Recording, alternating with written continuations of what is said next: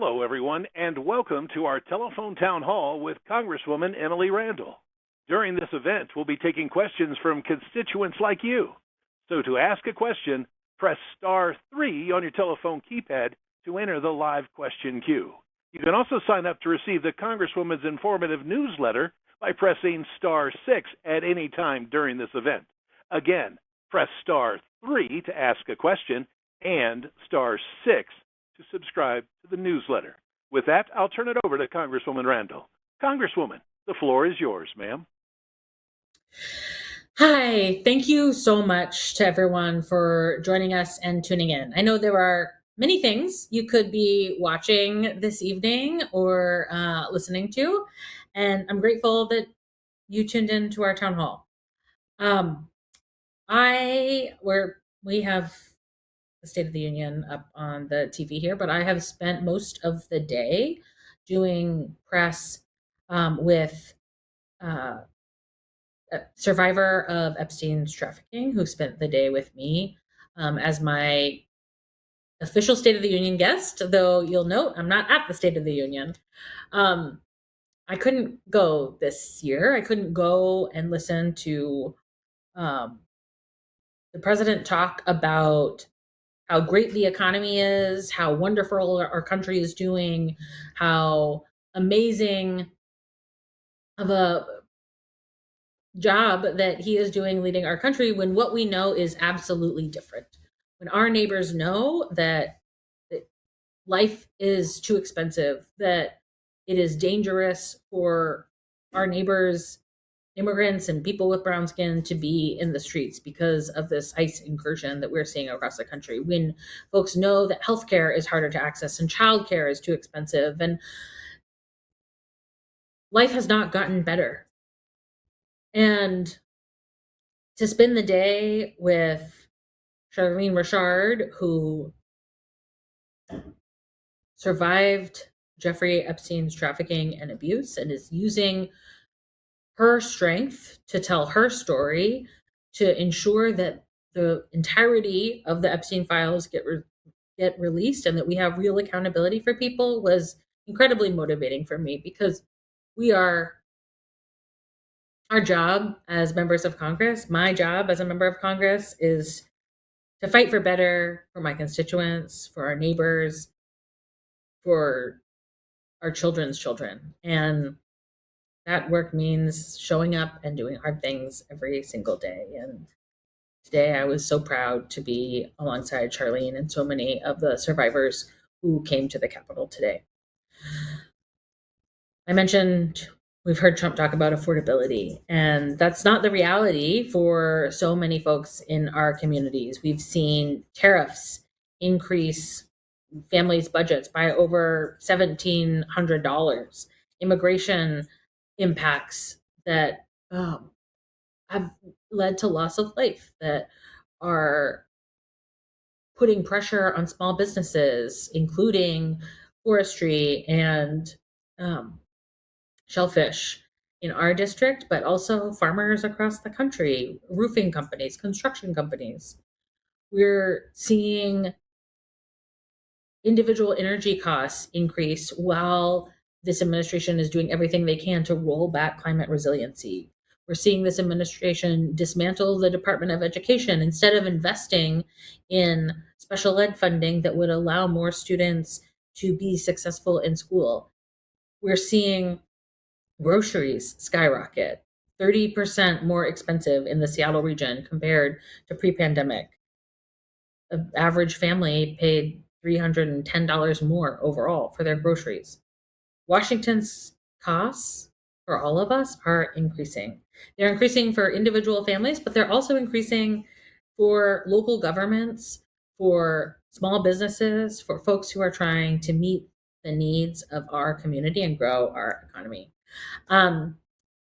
It just so happens that this week we had county commissioners and county council members from all across the country in town for a conference. And we have a neighbor who joined us, Wayne Fournier, who is a Thurston County commissioner, but who works in the 6th Congressional District as an Aberdeen firefighter.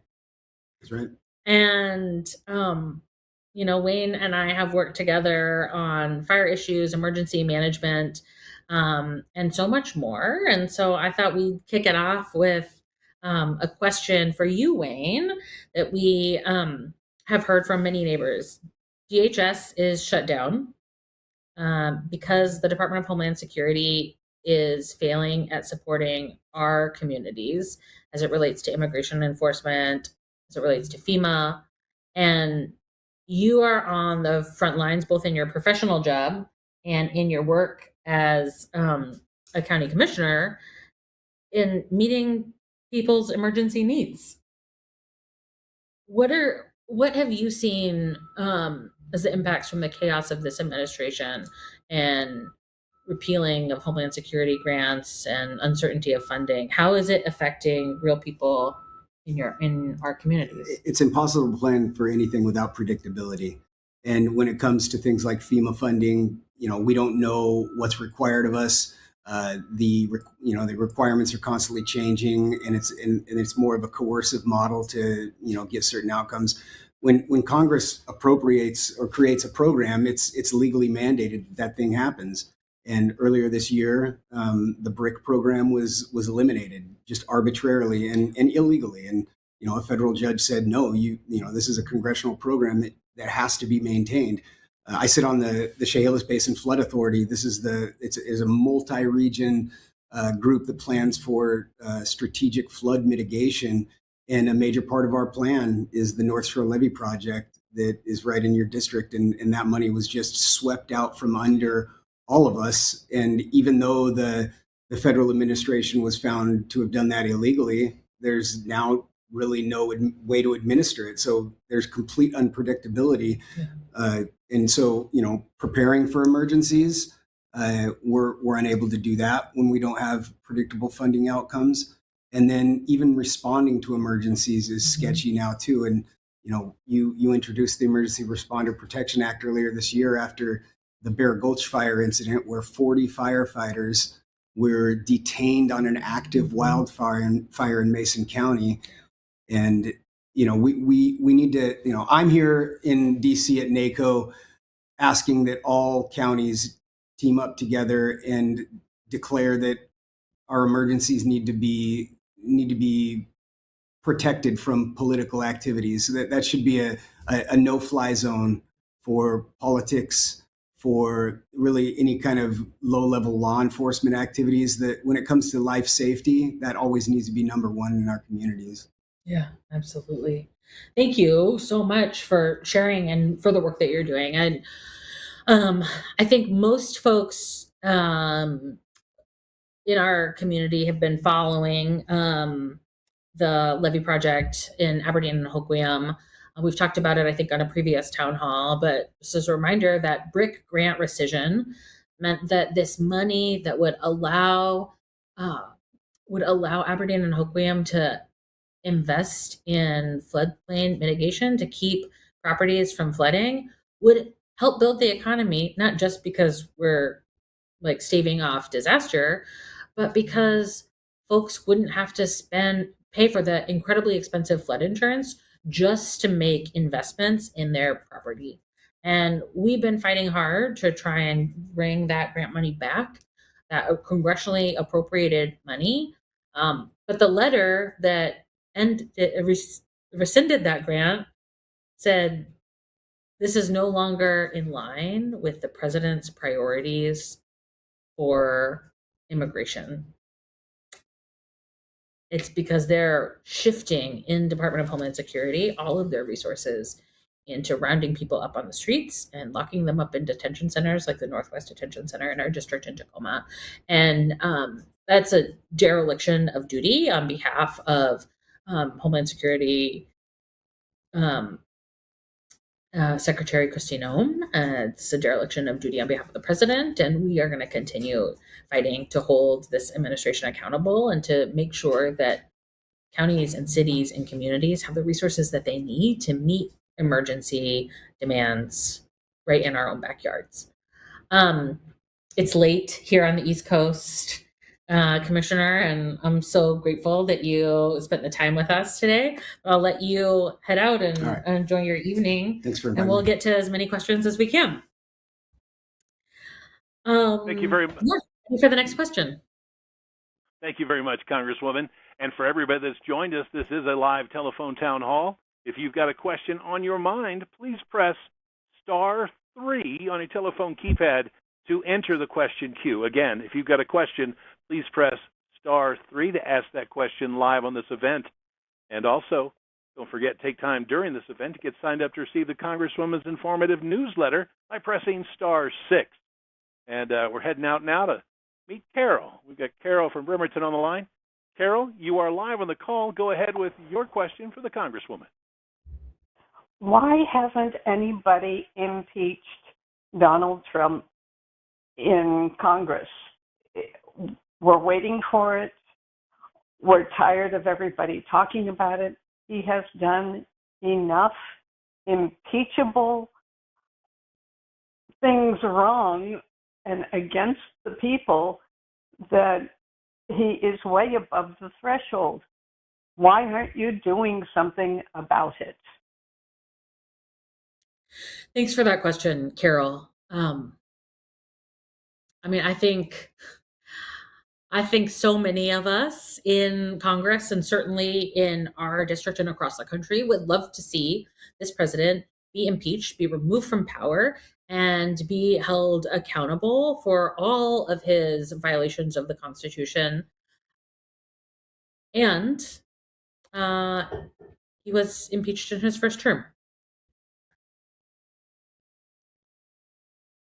And here we are again. The frustrating and unsatisfying truth is that as the minority party, the Democrats do not have the votes to impeach this president on our own. We could introduce articles of impeachment, and there have been other members of Congress who have done that.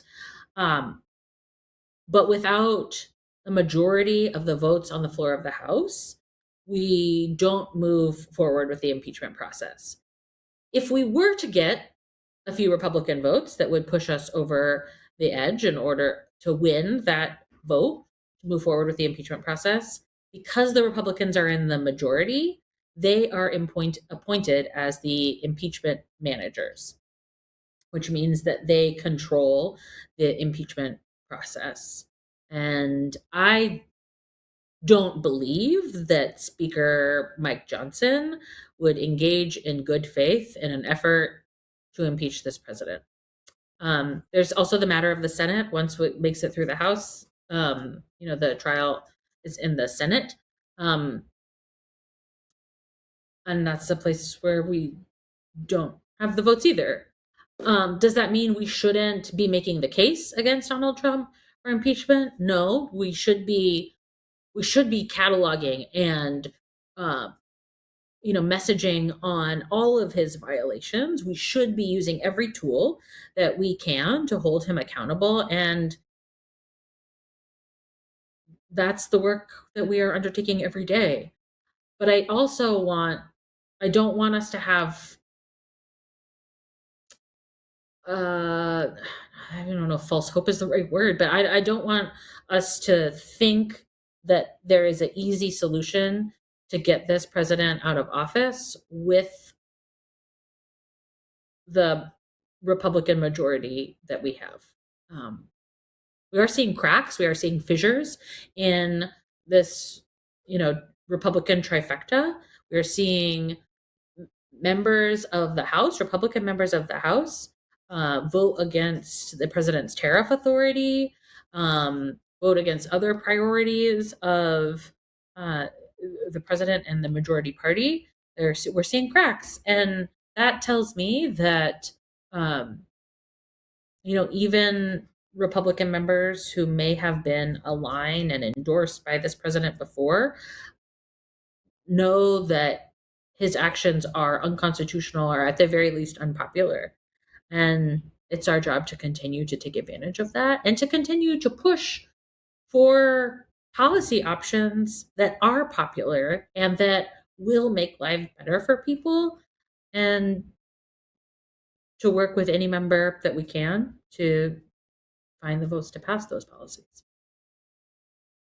Back to you, Dirk, for the next question. Perfect, Congresswoman Randall. So next we've got an online question submitted by Anji, who wonders, what is the best way for Olympic Peninsula residents to support efforts to protect our neighbors?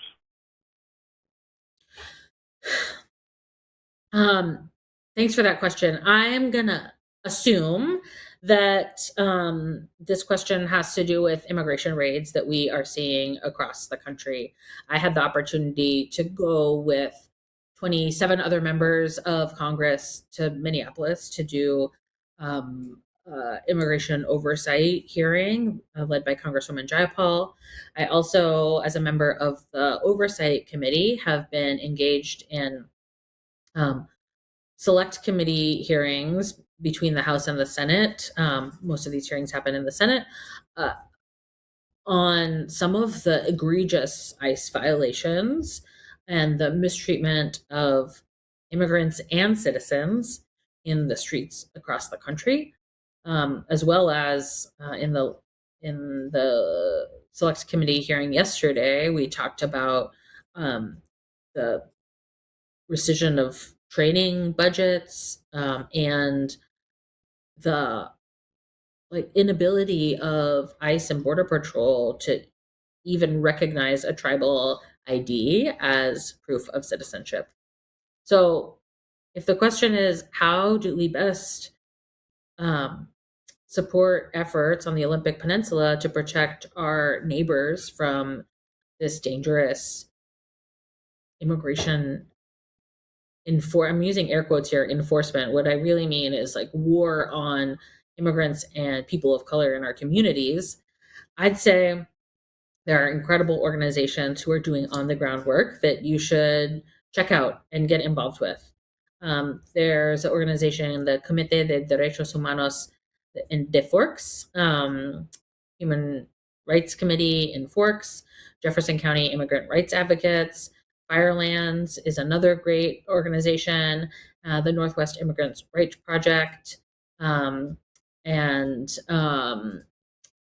some other organizations do know your rights trainings and legal observers trainings that you can get engaged in. And our team is working closely with many of these organizations to build our network to make sure that our neighbors are taken care of and to connect folks who are doing similar work in their neighborhoods that would be more powerful together. So I'd say sign up for our newsletter. Also, always feel free to reach out to our office if you're looking for an organizational partner to help you protect our neighbors on the ground. And I'm inspired every day by neighbors who are not just looking out for themselves, but who are committed to looking after folks down the block, down the street, their kids, classmates, families, but also the neighbors that they don't even know yet. So that's how we show up for each other. So everybody, I encourage you, if you're listening in on this live telephone town hall, take a moment and press *6 on your telephone keypad and get subscribed to the very informative newsletter that the Congresswoman and her staff put out very frequently. Again, to get subscribed, all you need to do on this call is press *6. Back to the phones we go. We've got Jennifer joining us now. She's got the healthcare and hospitals on her mind. Jennifer, you're live with Congresswoman Randall. What's your question? Okay.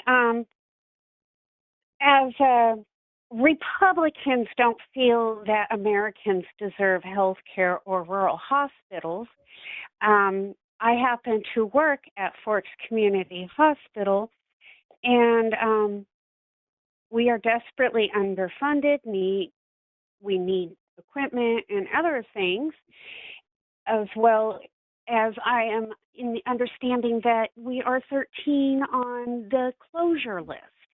And I don't understand why our hospitals have to be sacrificed and why American health care has to be sacrificed. And I really feel that it's unfair, because Congress members after their third term being elected, as well as senators, have health care for life, compliments of us taxpayers, but yet ours is being taken away and our hospitals are being threatened of closure.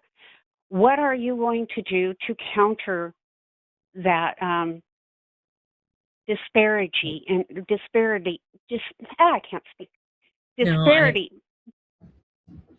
with Americans? Yeah, thank you. Thank you for your work. Working in healthcare in a rural community is so important. Hospitals, there are a lot of reasons that hospitals close, but they certainly can't stay open without dedicated staff to provide service for a community. And I'll say right off the jump that something that a lot of you probably know. I got into politics because of my family's healthcare story. I had a sister, Olivia, who only lived as long as she did, for 19 years, because of Medicaid expansion. Olivia's disabilities were really complex. And even though my dad had DOD employee insurance, because he worked for the Puget Sound Naval Shipyard, Medicaid was the only way that we could cover Olivia's incredible expenses, her surgeries, her specialist appointments. And from the time that I was elected to the Washington State Senate in 2018, worked on expanding healthcare access for folks all across the state. I really felt like that first year, my job was to help Trump-proof Washington in the president's first term in office, to make sure that we were taking care of people, even as this president led efforts to repeal the Affordable Care Act over and over and over and over again. And, coming into this Congress, I knew that we would see more of the same thing. I knew that we would see attacks on our healthcare nationwide. And we have seen in H.R. 1, the Republicans' first priority bill, we have seen gutting of healthcare programs and funneling that money into ICE presence in our communities and tax breaks for billionaires. And what our communities really need is reliable, affordable, accessible healthcare that is rooted in community. I've visited the hospitals in our district, including in Forks. I've talked to a lot of providers. I know that, even before the cuts to Medicaid, we were hanging by a thread in many places. We needed to invest more in Medicaid reimbursement. We needed to invest more in graduate medical education training programs. We needed to ensure that more families had the reliable coverage that would allow hospitals and small healthcare clinics, which are closing at an even faster clip, that would allow them to serve neighbors. Some of the worst of the cuts to Medicaid in H.R. 1 are coming in 2027. So there is a potential that we might be able to stop it before it happens. But there are other cuts that have already gone into place, other changes from H.R. 1 that have already gone into place that are putting our healthcare at risk. And you asked what I'm going to do to stop it. And I think part of it is continuing to tell the story, continuing to put pressure on this administration, continuing to look for Republican allies who will help us fight back. And there are some. I talked about schisms in the Republican Party earlier, that healthcare and Medicaid is one of the places that we are seeing some Republicans stand up and fight for their constituents. And we need more of that. We also are not giving up on proactive legislation. My team and I are working on some policy that will expand graduate medical education funding so that we can get more providers who are from and rooted in the rural communities that we need to serve. One of the reasons that we were pushing back on tariffs is because they're driving up costs for medical equipment for rural hospitals and providers. I'm focused on this work, and I'm really honored to have the chance to sit on the oversight committee's subcommittee on healthcare and financial services, where we are engaged in some of this conversation and fighting hard for healthcare for all of us. And I'll say, like, one last thing on this subject is that, overturning the worst of Trump's cuts and attacks on healthcare is really the bare minimum, and we should be fighting, and I think we will be fighting when we are in the majority, for a healthcare system that covers everyone, that meets everyone's needs, that is universal. And I led Washington State's universal healthcare policy when I was a state senator, and I'm really proud of the work that the state legislature is continuing to champion, and will work here in Congress to get us to a place where everyone has the healthcare that they need when and where they need it without the fear of bankruptcy. So our next caller is Apollo in Shelton. Apollo, you are live with Congresswoman Randall. What's your question? Hello, Congresswoman Randall. Hey, I'm really concerned about immigration. I, just like everybody else in the country, saw what happened in Minnesota. I'm really concerned that there's not really a track record for us to follow in terms of taking care of our neighbors and our friends who are being attacked with this nonsense. I'm also concerned about a bunch of racist folks kind of being very emboldened by this stuff. I see on community pages, on social media, just some of the chatter that's going on, and it's just really heartbreaking and stressful to see. And I'm hoping that you guys have some kind of guidance that you plan on talking to the citizens about, kind of looking out for one another. That's weird to raise a question, but that's what I got for you. Thank you, Apollo. Thanks for asking, and thanks for caring about your neighbors the way you do.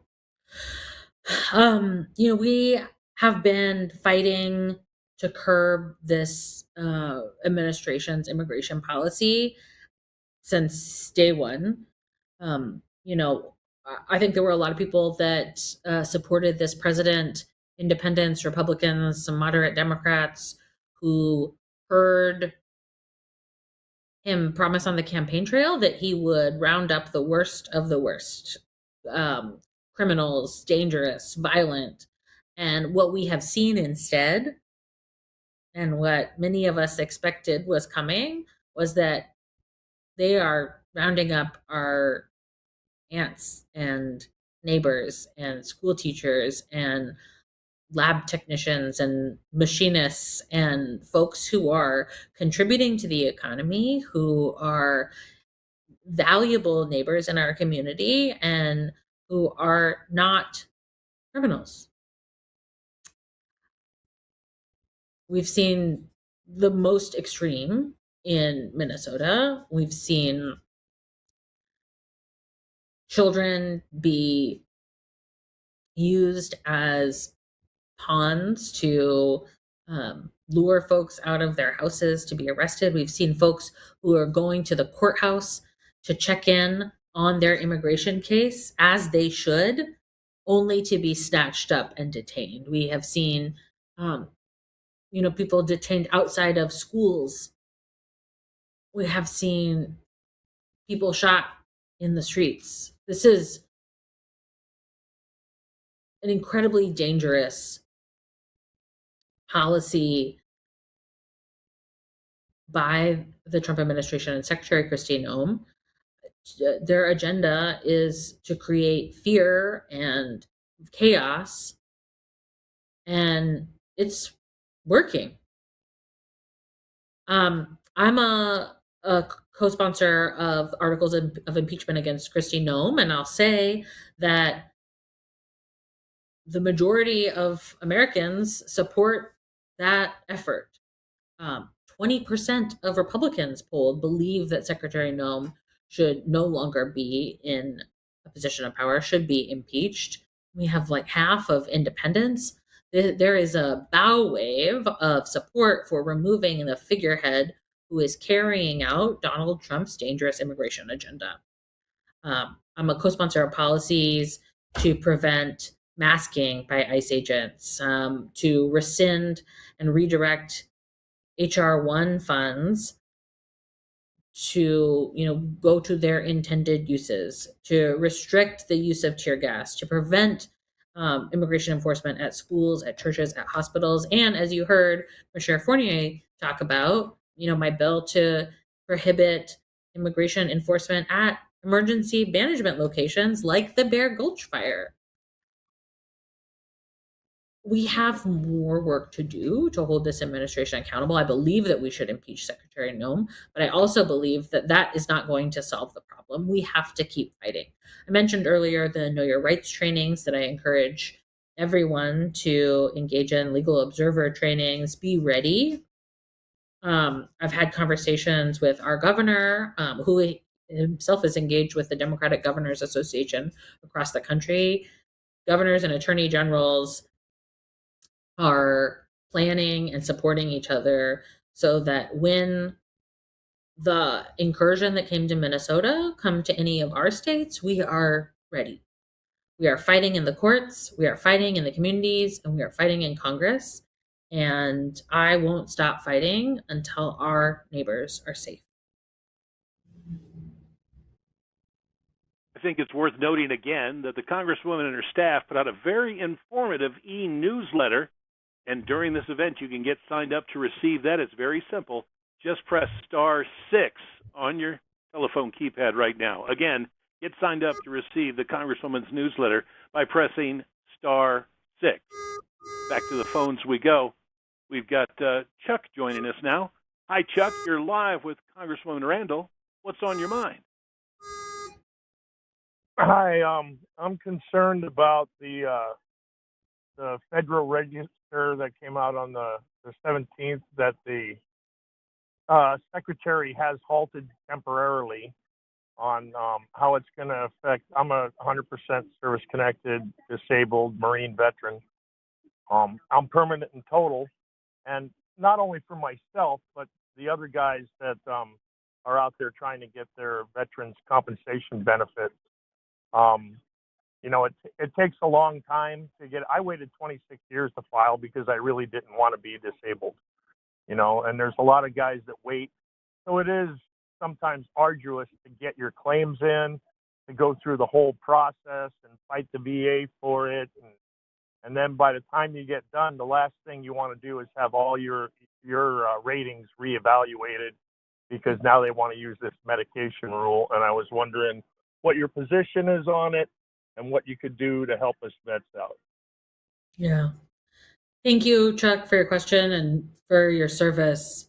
I oppose this latest Trump administration ruling about that will in effect lower the disability ratings. We owe veterans like you the best care possible. You put yourselves on the line for us, and we've got to have your back now.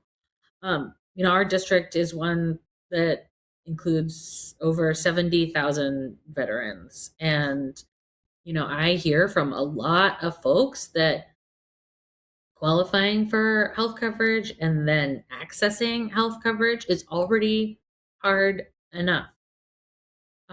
We've been engaged with the VA, visiting some of their healthcare centers, talking to administrators, bringing the stories and concerns of veterans and veteran advocates in the community, to the administration, and we'll continue putting pressure there to ensure that, veterans who have served their country have the chance to receive the service that they deserve from their country. And, it is not just an expectation, but a demand of our community. And I'll keep showing up.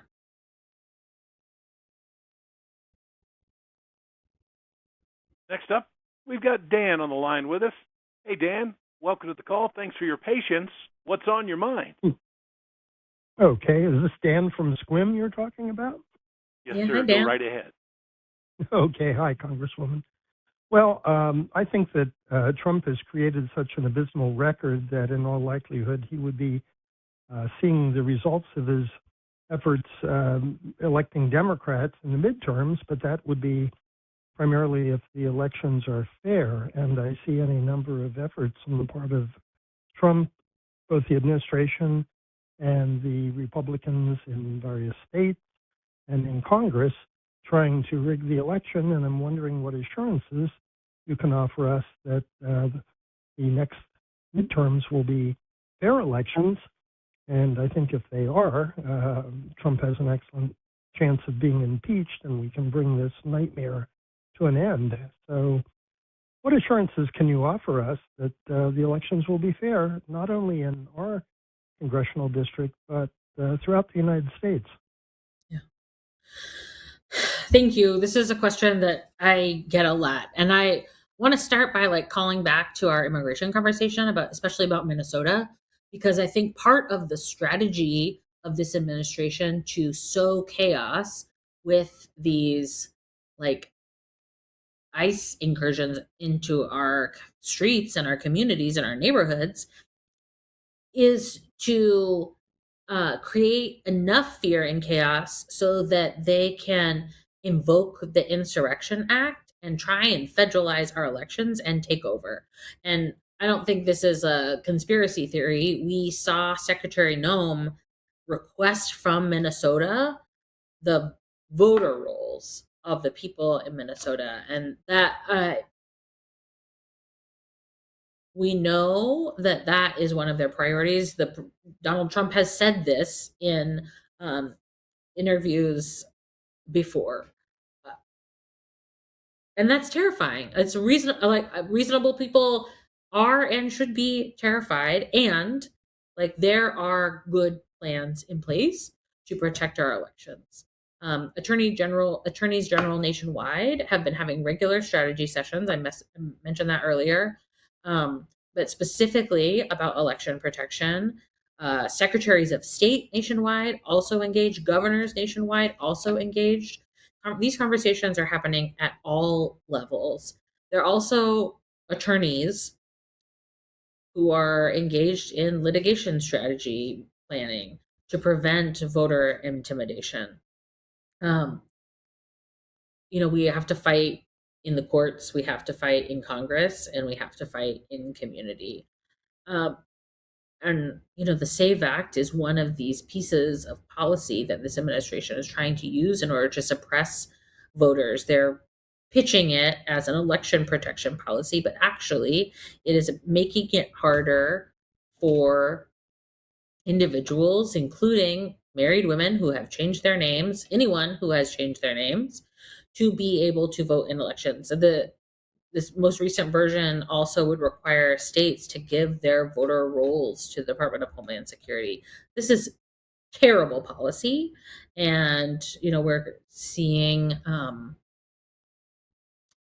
continued fight to ensure that it doesn't become law.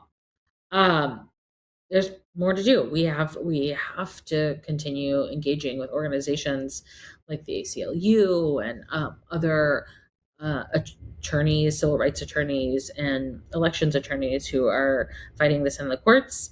And we have to keep sounding the alarm about their efforts to make it harder for people to vote. And I got asked a question by like a MAGA influencer today who, in between the Capitol and where my office building is, there's a stretch where often folks will be there with their little cameras, like asking questions of members. And this woman asked me about voter ID and whether I thought everyone should show their ID when they vote. And I said, do you know that Washington State has had mail-in voting for quite some time? And in fact, we had secure mail-in voting under a Republican Secretary of State. And there have been fraud audits. We know that Washington State's elections are safe and secure, and that the incidence of fraud is very, very, very, very low. And I think it's clear that this administration is using these like specters of voter fraud as a tool to consolidate power and make our elections less secure, less reliable. I mean, even in states with other states with Republican secretaries of state, including Georgia, we have seen this president continue to promulgate the big lie. Our elections are secure, and we need to make sure that we keep them that way. So our next caller is Madeline in Port Ludlow. Madeline, welcome. Go ahead with your question, please. Hello, Congresswoman Randall. Are you going to support the Democrats in the boycott of the Department of Homeland Security funding? Thanks for this question, Madeline. If you are talking about, not passing a Homeland Security appropriations bill until we have meaningful safeguards and accountability measures for ICE and Customs and Border Patrol, then absolutely, yes, they should receive no more money from this Congress without checks and balances.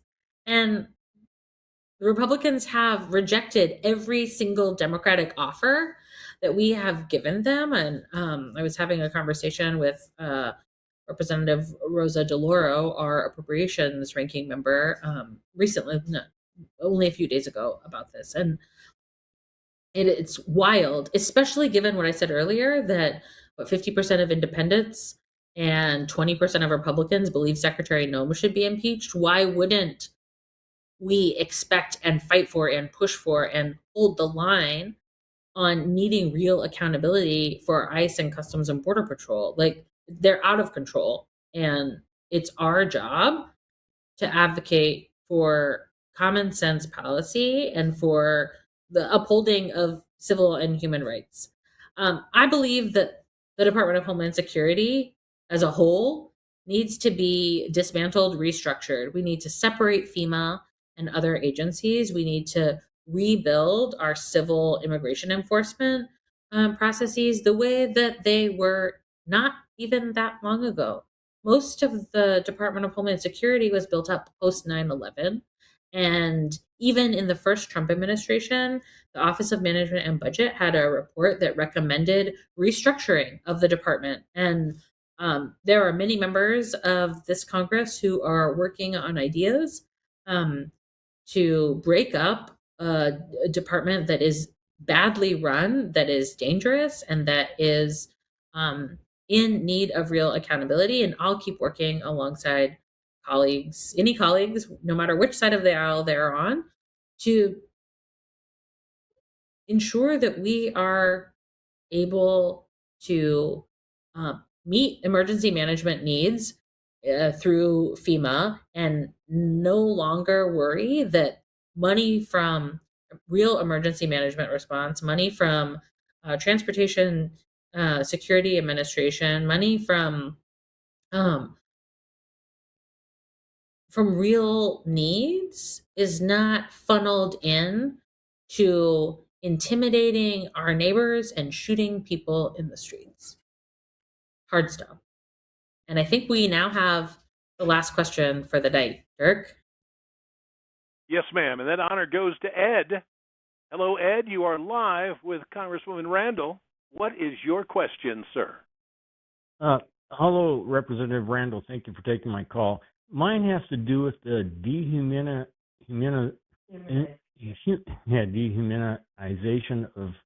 of the immigrants. It just seems barbaric to me that they pit everybody against each other, and it's a way to take the country away from what we are. And I was curious, for you personally, how does it affect you when you have to communicate with the other side of the aisle to try to explain to them that we are all trying to just succeed in life? Thank you. Yeah.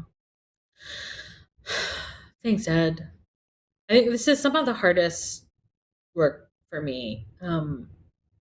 my time in the state legislature, I certainly had policy disagreements with many of my Republican colleagues, but very rarely felt like,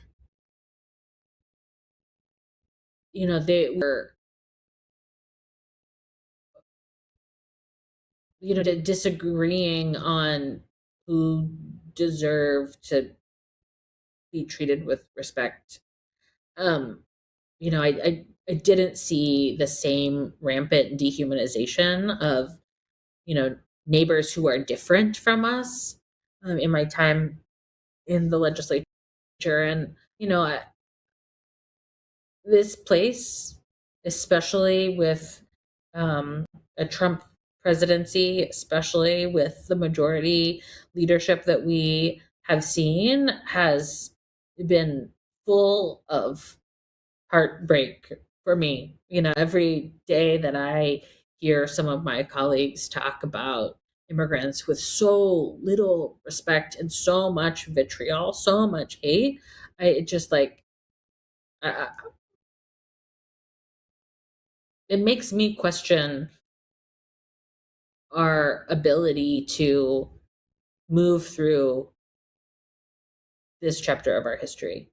But then I go out in community. And then I talk to my neighbors on the peninsula in Mason County and Grace Harbor County.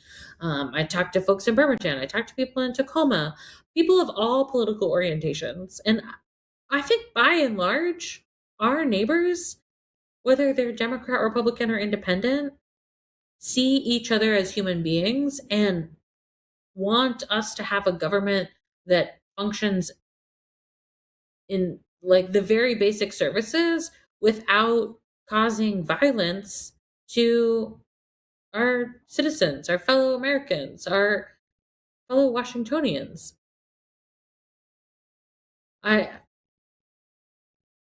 I find hope the neighbors who go to the food bank to pick up delivery for immigrant family down the street because the immigrant family doesn't feel like they can safely leave their home.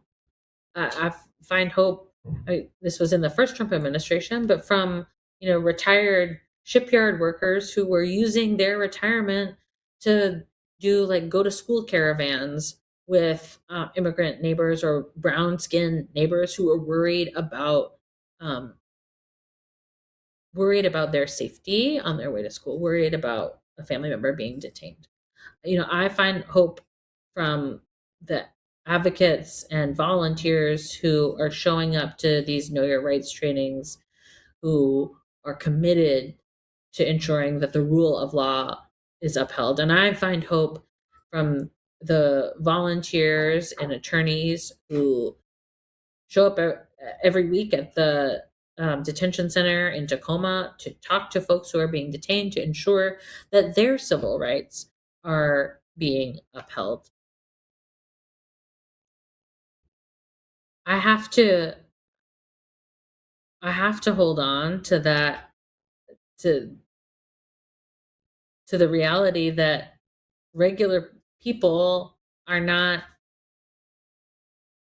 the members of Congress who are spouting hate speech and who are trying to get more clicks online from some kind of disgusting speech. Sometimes when I sit in the oversight committee and listen to some of my colleagues, it's hard. But I know that real people, real neighbors, our community members, by and large, do not feel that way. And I think it is really important that we continue to see each other's humanity and listen to each other and expect that we will be able to work together. And so sometimes I bite the inside of my cheek or sometimes I can't keep quiet and I like fire back. And sometimes I go outside and take a walk and recalibrate so that I can find a way to work towards better long term alongside my colleagues. And I believe that we will get through this period, and I believe that it will not be easy, but that we will do it together. And I think that's the best way for me to end. This work is hard. Being a member of Congress is hard, but being a human in the United States in this time in our history is hard. There is so much to be scared about, and there's so much to um, be anxious about, and there is so much to make us furious and heartbroken. And that could really demoralize you. But there's also a lot to be hopeful for. There is a future that we can rebuild, in which all of us are seen and respected as humans, in which all of us have access to healthcare, in which all of us can afford childcare, in which every young person can follow their dreams, whether that's going to college or going to a career in technical school or entering an apprenticeship or just getting the skills that they need to go right into the workforce. We can build a future in which everyone has a roof over their head and we have clean water, and this special place that we live on the Olympic Peninsula is protected for generations to come, for our children's children, for our grandchildren's grandchildren. But that only is possible if we hold on to the hope and we work together. And we will have to get through some really painful times as we work towards building that future. But I could not imagine doing this work alongside more incredible neighbors than the people of the 6th District. And I'm so honored to be your representative, and look forward to many more years in partnership as we build a future that's better for all of us. So thanks for tuning in tonight. Thanks for your questions, for your subscription to our newsletter, and for continuing to stay in touch and engaged with our office. Thank you very much, Congresswoman. And for everybody on the line with us, to stay up to date with your Congresswoman's work, please follow her on Facebook, Instagram, and Blue Sky with the handle @RepEmilyRandall.